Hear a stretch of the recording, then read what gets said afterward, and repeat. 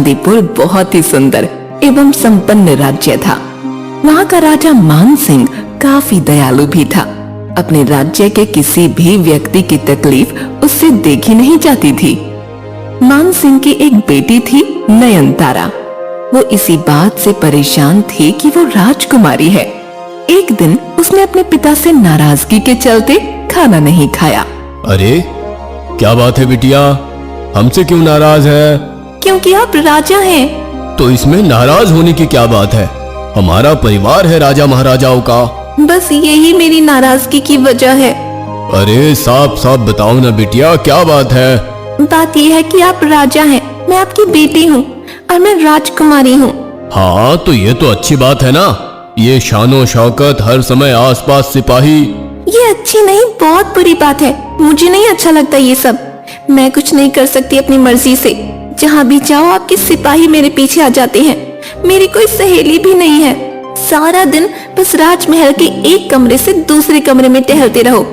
ये सब सुनकर मान सिंह हंसने लगे। अरे ये सब तो तुम्हारी सुरक्षा के लिए ही है ना, ताकि कहीं कोई तुम्हें नुकसान ना पहुंचा दे। मुझे कोई क्यों नुकसान पहुंचाएगा पिताजी? आपका कोई दुश्मन भी नहीं है। आप अपनी प्रजा का इतना ध्यान रखते हैं। पर बिटिया, राजकुमारी का जीवन ऐसा ही होता है। हम राजा हैं तो राजा की तरह ही रहेंगे ना। मैं परेशान हो गई हूँ उस तरह रहने से। अब ऐसा कीजिए कि थोड़ी दिन मेरे आसपास से पहरा हटवा दीजिए। मुझे थोड़ा आराम से रहने दीजिए। मान सिंह को समझ नहीं आ रहा था कि वो क्या करें, पर बेटी की जिद के आगे वो झुक जाते हैं और 1-2 दिन के लिए नयनतारा के आसपास से पहरा हटवा देते हैं। नयनतारा को तो जैसे पंख ही लग जाते हैं। सारा दिन महल में यहाँ से वहाँ घूमना, कभी राजमहल के मैदान में दासियों के साथ मस्ती करना, कभी बावड़ी से स्वच्छंद पानी पीना। ये सब 1-2 दिन चलता है और फिर राजा के पास खबर आती है कि राजकुमारी ने आज फिर से खाना नहीं खाया। अरे अब क्या हो गया बिटिया? जो तुमने कहा वो हमने कर दिया। पहरा हटा तो दिया, अब क्या हुआ? पहरा तो हटा दिया, पर मैं हूँ तो अब भी महल के अंदर ही ना। पहले भी अंदर ही थी, अब भी अंदर ही हूँ। तो क्या चाहती हो बिटिया? मुझे बाहर जाना है, राज्य के लोगों से घुलना मिलना है, सहेलियाँ बनानी है। नहीं नहीं बिटिया, अब ये तो नहीं हो पाएगा। ऐसे कैसे होगा? नयनतारा मान सिंह की तरफ मुड़ती है। सब हो सकता है पिताजी, मैंने सब सोच लिया है। हमारे ही महल में एक दासी है जो पास के गांव में ही रहती है। मैं उनके घर उनकी बहन बनकर रहूंगी। किसी को कुछ पता नहीं चलेगा। अरे नहीं बेटिया, ऐसे कैसे हो सकता है? तुम एक छोटे घर में कैसे रह पाओगी? कुछ नहीं होगा पिताजी, मुझे वैसे भी ये बड़े बड़े कमरे और सोना चांदी पहने रहना अच्छा नहीं लगता। थोड़े दिन सादा जीवन बिताना है। फिर वही होता है। मान सिंह अपनी बेटी के आगे हार मान लेते हैं और उसे दासी के साथ उसके घर रहने के लिए भेज देते हैं।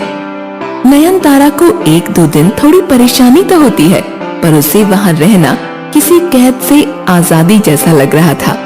कुछ दिन में वो दासी के घर में कामकाज में हाथ भी बटाने लगती है। अरे आप मत कीजिए राजकुमारी जी, मुझे दंडित किया जाएगा। सुनो, मुझे राजकुमारी मत बोलो, यहाँ मैं तुम्हारी बहन हूँ। और हाँ, कोई दंडित नहीं करेगा। मैं अपनी मर्जी से तुम्हारे साथ आई हूँ और काम कर रही हूँ। तुम बस मुझे यहाँ आराम से रहने दो और वो करने दो जो तुम रोज करती हो। इतनी बात सुनकर दासी भी चुप हो जाती है। अब रोज सुबह नयनतारा एक आम लड़की बनकर पानी भरने जाती है, सब्जी लेने जाती है और झाड़ू भी लगाती है। एक बार जब वो पानी भर रही थी तो उसने देखा उसके पिताजी ने सिपाही के हाथ कुछ मोहरें भेजी हैं, पर उसने सिपाही को वापस भेज दिया। उसने न सिर्फ लेने से इनकार कर दिया, बल्कि सिपाही को वापस आने के लिए भी मना कर दिया।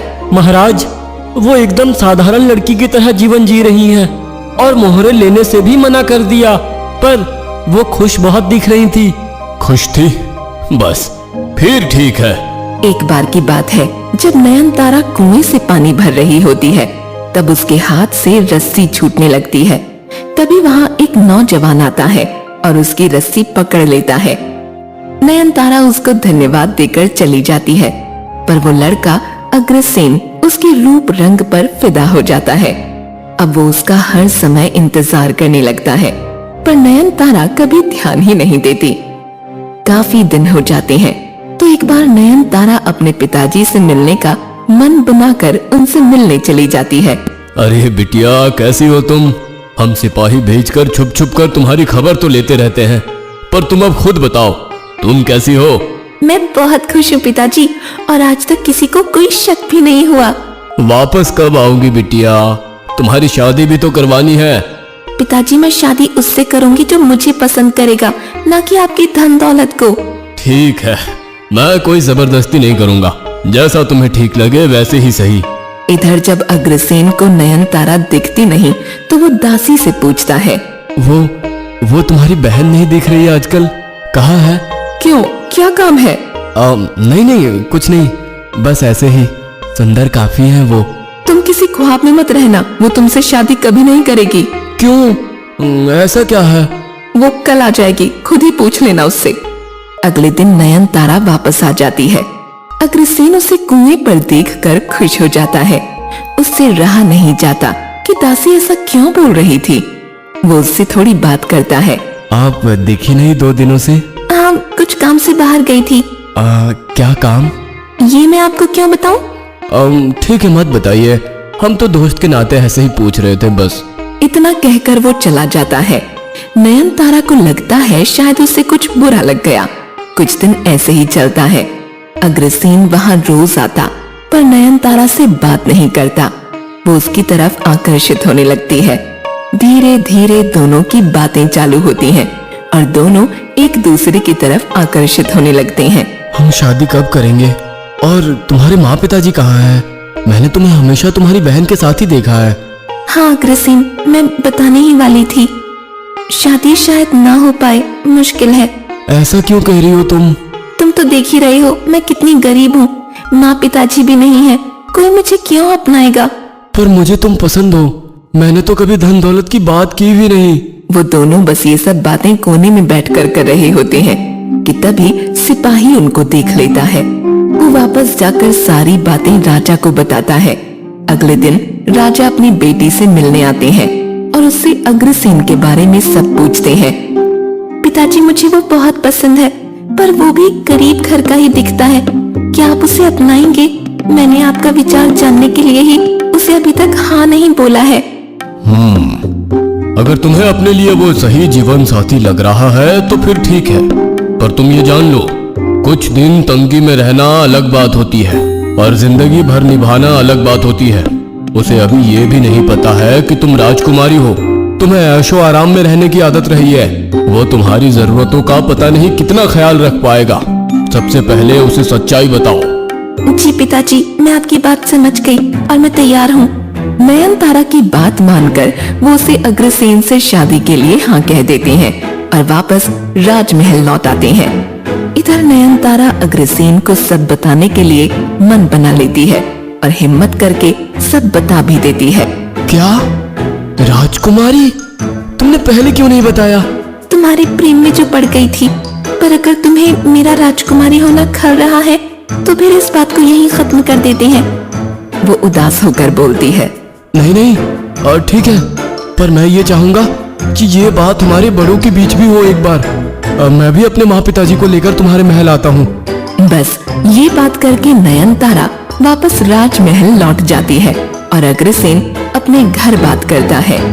एक अच्छा सा दिन देखकर अग्रसेन नयनतारा को बोल देता है कि वो और उसके माँ पिताजी आज उसका हाथ मांगने आने वाले हैं। उनके स्वागत की सब तैयारियां हो जाती हैं। कुछ ही देर में एक सजीला सा राजकुमार बैंड बाजे के साथ उसके द्वार पर आता है। उसके पीछे पीछे हाथी घोड़ों की सेना होती है और राजा रानी भी। किसी को कुछ समझ नहीं आता। फिर नयनतारा ध्यान से देखती है तो उसके होश उड़ जाते हैं। वो अग्रसेन ही होता है। अग्रसेन, तुम ऐसे? अग्रसेन नहीं, राजकुमार अग्रसेन राणा सिंह। क्या?